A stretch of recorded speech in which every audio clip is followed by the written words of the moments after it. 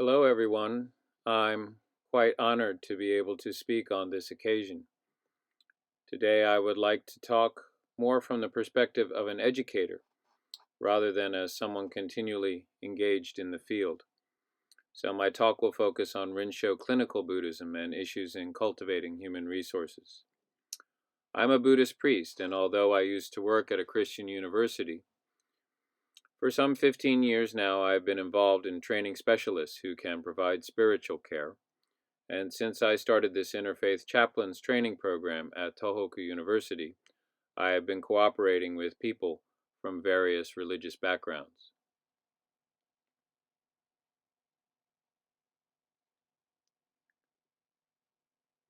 The Japanese term, Rinsho Shukyo Shi, is translated into English as Interfaith Chaplain. This program began in 2011 after the Great Eastern Japan triple disaster of earthquake, tsunami, and nuclear accident.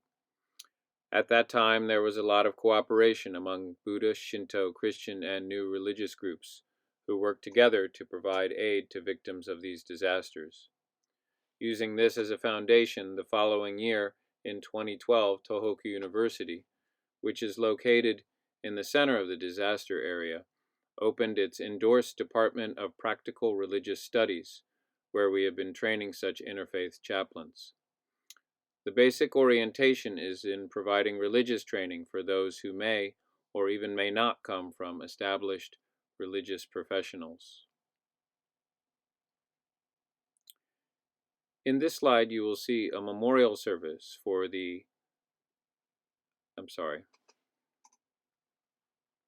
This slide shows the 49th day after the great earthquake, on which some of us organized a morning pilgrimage amongst the wreckage. You will see here a Christian pastor along with the Buddhist priests. In this next slide, you will see a memorial service for the unidentified remains of victims on the 100th day after the disaster. This event was organized by the Japan new religion called Tenrikyo, and you will see in the background priests from other religions joining.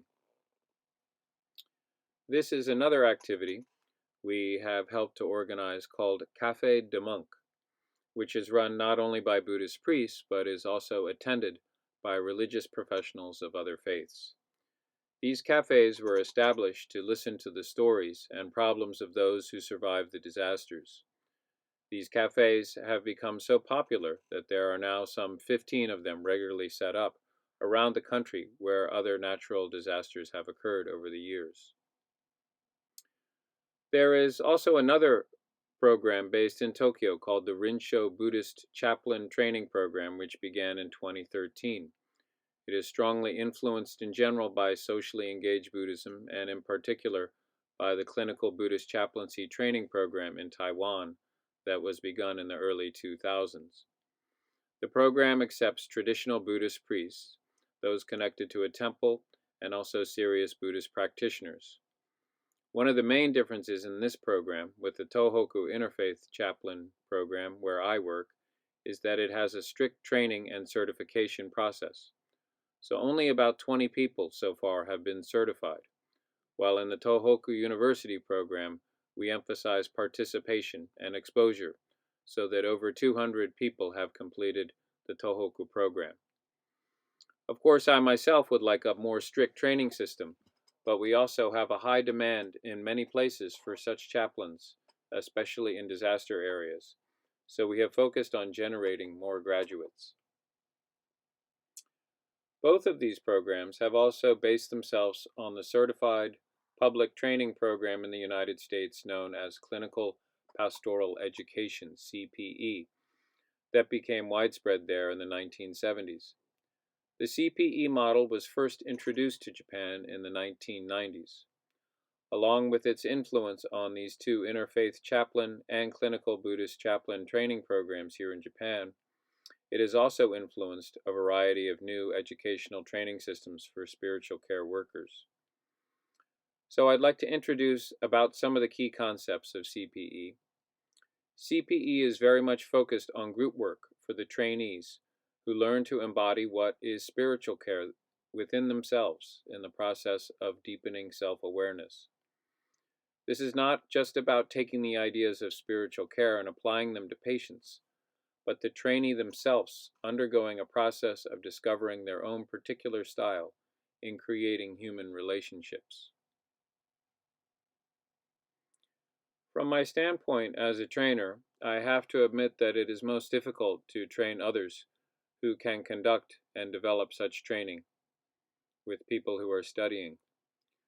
These trainers are called CPE supervisors in the US, and there is a shortage of them in Japan, which does not even yet have a nationally recognized CPE system. The role of such a supervisor is to train students to reflect on their own selves and know what and how to do as a chaplain. The most important point is to deepen the student's self-awareness. This is something that is not concrete at all, so it is very hard to teach. In this way, a supervisor must have excellent abilities in dealing with power dynamics and the process of training individuals in a group.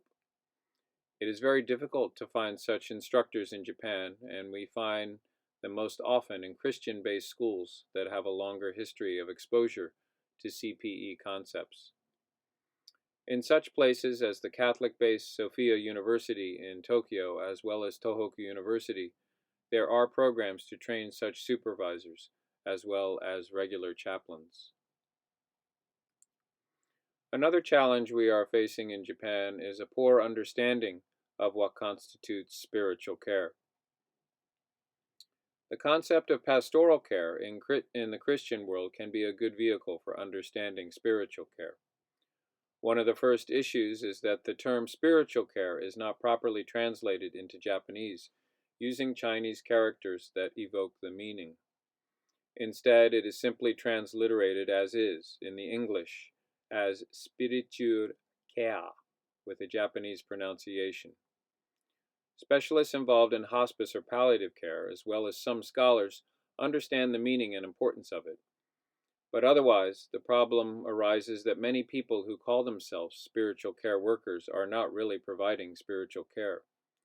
They are acting as spiritualists or mediums, and so spiritual care still has the wrong connotation in Japan of being tied to religion, which many Japanese have a negative image of. Many Japanese religious professionals do not distinguish spiritual care from religious care, as well as students now studying these fields. While they are similar, they are also different. Let me explain. From the standpoint of religious care in this slide, the patient or client is seen to have a deficiency or a limitation in worldview. So naturally they seek out a religious professional or chaplain and enter into the worldview of the chaplain who provides religious care. In this way, temples or churches are common places to go for such religious care, Now, in the case of spiritual care, the relationship is totally reversed. While the patient or client still has limitations in their worldview, they do not have access to their own religious tradition, or do not want to access a religious tradition. In this way, the chaplain must move into the space or worldview of the client-patient. If you provide a religious teaching to such a person, they either cannot understand it or they will reject it. This type of difference is significant, so the key in spiritual care is to start by listening deeply to the patient or client or person in suffering.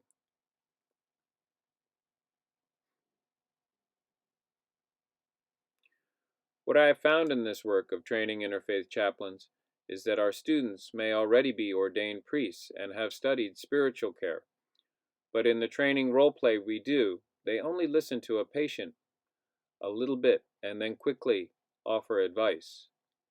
But this is not helpful, especially when you are meeting a person for the first time and have not yet developed a relationship of trust. In this way, they may not even understand what the priest is saying. In religious care, where the client or patient is already a follower, you may be able to speak directly about certain teachings or rituals. But a chaplain must be able to recognize the difference between religious care and spiritual care. giving religious care is something usual for the religious teacher for them on a daily basis from their life as a religious professional. But spiritual care is something different, which requires a different kind of specialized training, like CPE.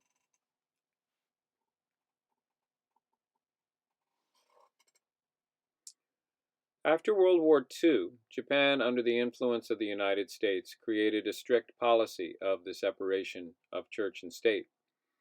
Religious matters are confined to the private sphere, and this is now even more extreme than in the United States.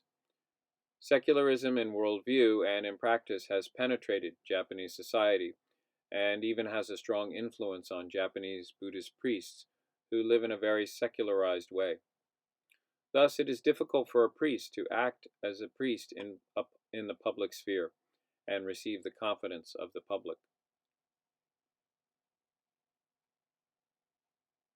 I'd like to compare this situation to playing sports, in which when a priest is at their temple relating to parishioners, it is like a home game. But, but when the priest has to come out of the temple and work in the public sphere, it is like an away game. So if a priest goes for an away game to a hospital for some activity, but behaves like they are at a home game in the temple, some problems may arise.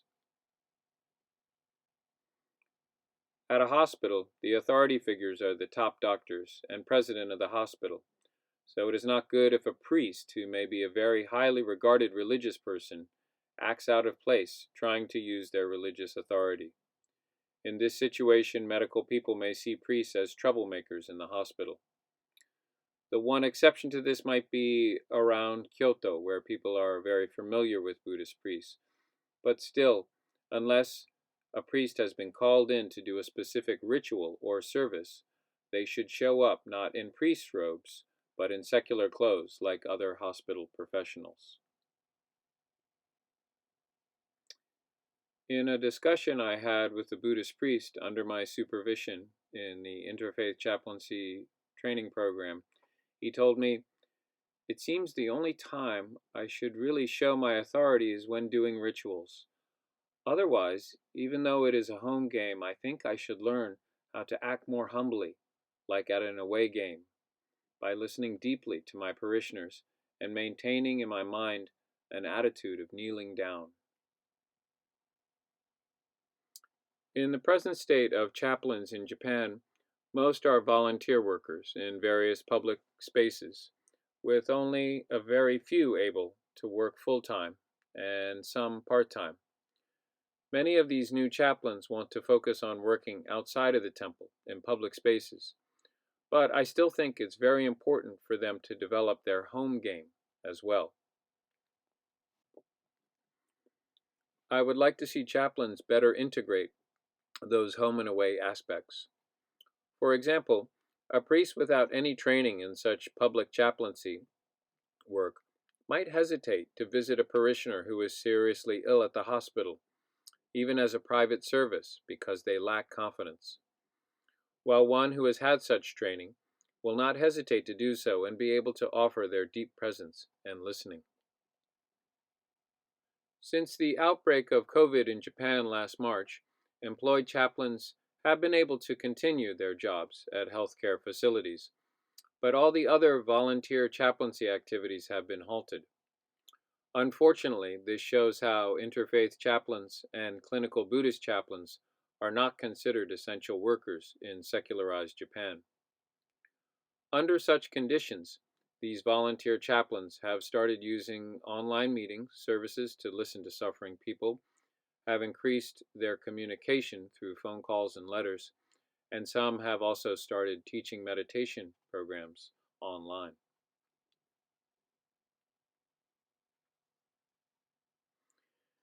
In conclusion, the major issues we have to deal with here in Japan are the shortage of supervisors, people who can train chaplains, the lack of understanding of spiritual care, and the challenge of developing this work in such a secular society.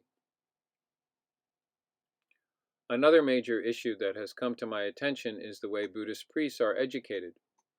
Most of the things they study about are doing rituals and preaching the doctrine of their school, but they have little training in social activities with supervised field experience. Our conference host, Ryukoku University, has some of these kinds of courses, but they are not part of the required curriculum. So I'd like to conclude here with this unusual image of what a chaplain is, which is of a mobile altar with connected trash can. The trash can is the image of the chaplain, listening deeply to all the many sufferings and worries of people. The mobile part means that the chaplain is going around getting in touch with all sorts of people. And the altar is how the chaplain provides a place for anyone to pray or have a spiritual experience, even in a secular space.